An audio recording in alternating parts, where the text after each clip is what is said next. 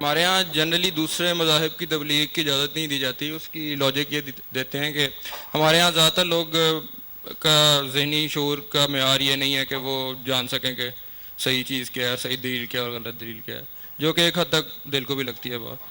تو سوال میرا یہ ہے کہ بغیر شعور کے صحیح بات کو بھی کو بھی قبول کرنا اللہ کے ہاں قابل قبول ہوگا, یا اگر ہو سکتا ہے کوئی سوچ سمجھ کے بغیر کسی غلط نتیجے پہ پہنچ گیا, مطلب اس کی نیت ٹھیک تھی بات سمجھنے کی, تو وہ ان کے مابین کیسے معاملہ ہوگا؟ اس سے کمپیئر اگر اس کو اس سے کریں کہ جو جس کے اندر اتنا شعور نہیں ہے لیکن وہ بس مسلمان پیدا ہو گیا, تو اس کو اس سے کیسے کمپیئر کریں؟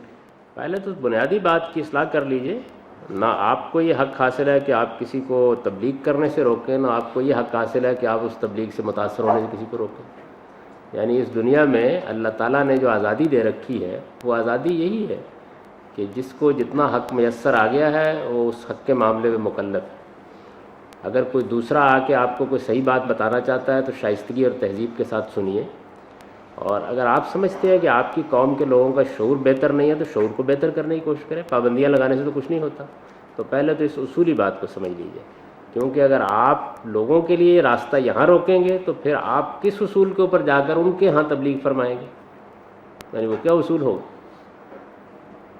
آپ روکیں گے تو ان کو بھی حق حاصل ہے کہ روکیں. یہ فیصلہ کون کرے گا کہ فلاں باشعور ہے اور فلاں بے شعور ہے؟ انسان کو اللہ تعالیٰ نے بنیادی شعور دے رکھا ہوا ہے, اور اس بنیادی شعور کی بنیاد کے اوپر وہ حق رکھتا ہے کہ اپنے لیے حق اور باطل کا خود فیصلہ کرے.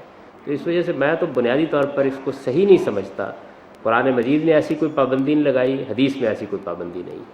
یہ لوگوں کا خود ساختہ طرز عمل ہے. ان کو چاہیے کہ جب بھی کبھی کوئی آدمی تبلیغ کرتا ہے تو شائستگی کے ساتھ اس کی بات سنیں اور دلائل کے ساتھ اس کا جواب دیں. اس کے علاوہ کوئی اور چیز بھی ہمارے لیے جائز نہیں ہے. تو جب یہ بنیادی بات جو ہے اس میں میرا نقطہ نظر مختلف ہے تو میرے نزدیک آگے کے سوال کے جواب دینے کی کوئی خاص ضرورت باقی نہیں رہے گی.